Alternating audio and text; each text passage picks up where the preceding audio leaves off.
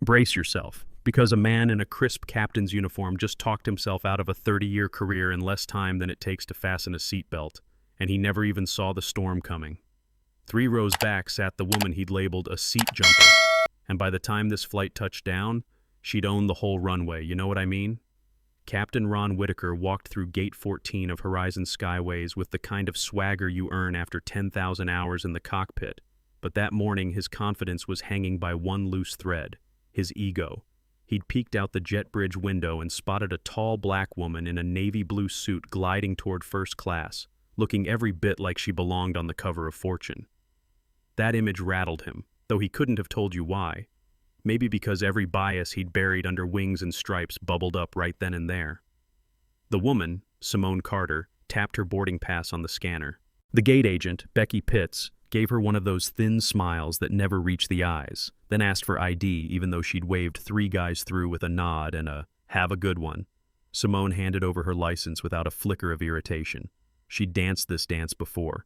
Becky ran the pass once, twice, called a supervisor. The line curled halfway down the concourse while Captain Whitaker watched from the cockpit, arms folded, making up stories about frequent flyer upgrades and company perk freeloaders. Inside the cabin, flight attendant Laura Mendez greeted folks with sing-song warmth. "Morning, sir. Welcome aboard, ma'am," until Simone reached the doorway. Laura's tone cooled 10 degrees.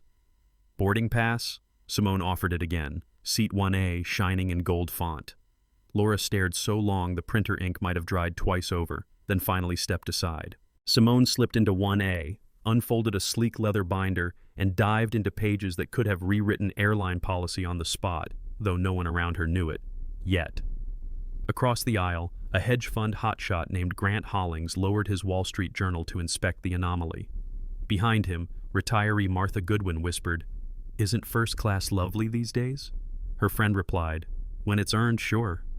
Simone heard it all. She always did, yet her heartbeat stayed steady, the practiced calm of someone who'd been doubted since 5th grade, but still won every spelling bee. 15 minutes later, Captain Whitaker stepped out of the cockpit. He adjusted his hat like a sheriff about to lay down the law, stopped at Simone's seat, and cleared his throat loud enough for earbuds 2 rows back to vibrate. "Ma'am, I need to verify you're in the correct cabin. First class is restricted to ticketed passengers only." His words dripped with the kind of politeness that bruises instead of bleeds. Simone looked up, eyes level, voice low. "Captain, my ticket is right here." She slid it over, but Whitaker barely glanced. "I'm going to need proof of purchase, credit card record, maybe employer authorization." Gasps fluttered through the cabin. Passengers angled their phones. You could almost hear TikTok opening in unison. Simone pressed record on her own phone, her thumb steady. "Captain, are you asking for additional documentation from every first-class passenger or just me?" Whitaker's jaw twitched. "We reserve the right to verify." Simone raised an eyebrow. "Then please do so for everyone. I'll wait." That challenge ticked like a timer on a sitcom bomb. Instead of backing down, Whitaker flagged airport security. 2 officers squeezed up the aisle, all boots and badges. One apologized under his breath. He'd seen the recording lights too, but orders were orders. They escorted Simone from 1A to seat 34B, a middle spot between a mother soothing a screaming baby and a linebacker of a man who claimed both armrests like new territory.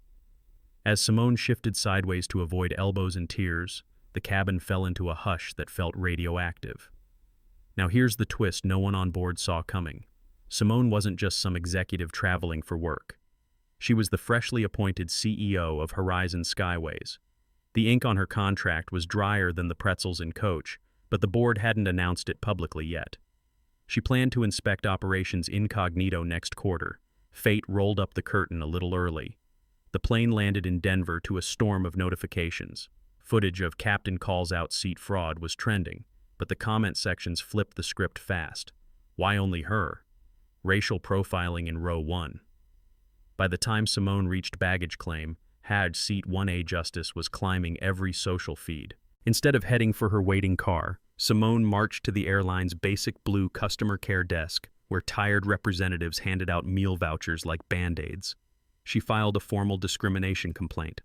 The supervisor, Tom Denton, slick hair, cheaper suit, tried to usher her out a side door. "Ma'am, we can discuss compensation. Maybe a free round trip. Simone smiled politely. Oh, Tom, I'm sure we will. But first I'd like the names of every crew member involved and a timeline for your internal investigation. Tom's grin slipped. That information is proprietary. Simone leaned in. Not to the person who signs your paycheck. An hour later, she entered Horizon's glass headquarters through the revolving doors usually reserved for visitors, declined the executive elevator, and rode the crowded one instead. Folks chatted about the viral video, unaware the woman beside them was its protagonist. On the 42nd floor, she strode past stunned receptionists who'd only seen her in press photos. In the boardroom, the top brass waited, summoned by a code indigo, corporate speak for PR meltdown. Whitaker was already there, blazer buttoned, attempting composure, but sweat darkened the collar. COO Leonard Price stood behind him, red-faced from sprinting up the private stairwell. Simone walked in, set her binder on the mahogany table, and flipped the nameplate waiting at the head of the table. Simone Carter, Chief Executive Officer. You could hear 40 years of institutional bias shatter like a tray of micro-warmed lasagna. Captain Whitaker, she began, voice calm enough to steady a kite in a hurricane. Yesterday you insisted I prove I belonged in first class. Let me help you with that. She clicked a remote. Screens lit with graphs, 17 logged complaints of biased seating reassignments, all under Whitaker's command. Each case file opened like a wound. Whitaker's breath hitched. His lawyer whispered for silence. Simone wasn't done. Officer Ramirez, could you step in? The door opened for a stocky security guard, the same who'd escorted her to coach. Ramirez removed his hat. I'm here voluntarily. He testified, on camera, that Simone was calm, cooperative, and singled out. A gasp rippled around the walnut walls. Twist 2. Ramirez was a 12-year veteran, the airline's own policy trainer for de-escalation, and he had warned Whitaker mid-flight that the removal violated protocol. Whitaker ignored him. That clip queued up next. The board recessed for 60 tense minutes, share price alarms ringing like church bells. Reporters camped outside, drones hovering for rooftop glimpses. When the directors returned, they voted unanimous termination of Whitaker and mandatory bias retraining for all flight staff. But Simone pushed further. Industry reform. She unveiled the Equal Wings Initiative, independent oversight, transparent seating checks, AI-flagged anomaly reports. No more quiet cover-ups. Within 48 hours, rival airlines scrambled. Blue Jet promised third-party audits. Western Air hired a chief diversity officer. Stockholders grumbled at first, then saw social sentiment swing positive and breathed easier. Captain Whitaker, meanwhile, packed his captain's hat into a cardboard box and left through a side exit, cameras clicking like summer cicadas.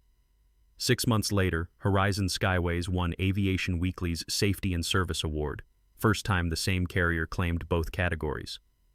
Simone stood on stage, lights hot, applause hotter, and told the crowd, standing up for one seat paved the runway for every seat. Her voice trembled just once, when she dedicated the award to her late grandmother who'd cleaned airplanes in the 70s but never dared dream of piloting them. In the back row, a teenage girl named Danny McAllister watched with eyes wide enough to carry the sky. Danny had shared Simone's coach row that infamous day. She'd been the mother consoling the baby. After the flight, Simone had mailed her a handwritten note. Thank you for showing grace in tight spaces. Someday your daughter will fly wide open skies. Hearing that quoted on stage turned Danny into a fountain of tears. A minor character turned major twist, proving every bystander carries a story too. But not everyone clapped. A group of veteran pilots muttered that tradition was under attack, that captains couldn't question passengers anymore without fearing career death. The camera panned to their frowns, perfect fuel for comment section wars. Simone closed her speech with a curveball. We've done some good, but tell me, who keeps us honest tomorrow? You do. She pointed straight at the lens, at millions watching on live stream. Hold us to this. Call us out when we slip, and never, ever give up your seat when you know you paid for it, figuratively or literally, because dignity isn't an upgrade, it's the ticket itself. Cut to black, then up again on Captain Whitaker in a modest Denver apartment, watching the ceremony replay. Unemployment checks piled like unread fan mail. His face, once ruddy, looked pale against the glow of Simone accepting that award. He reached out, paused the screen on her smile, and for the first time considered what it meant. The camera pulled back through the window, city lights flickering like runway beacons, leaving us wondering whether redemption was possible for a fallen pilot who finally saw the tip of his own iceberg. So, was justice served, or did the pendulum swing too far? Smash that like if you think Simone's stand rewrote the rulebook for the better, hit dislike if you believe captains need broader authority, and drop a comment. Did Horizon Skyways set a new gold standard, or just paint over old rust? Subscribe for more real-life stories that prove one voice in row 34B can echo all the way to the boardroom. Yeah, that happened, and the next chapter might just start with your take below.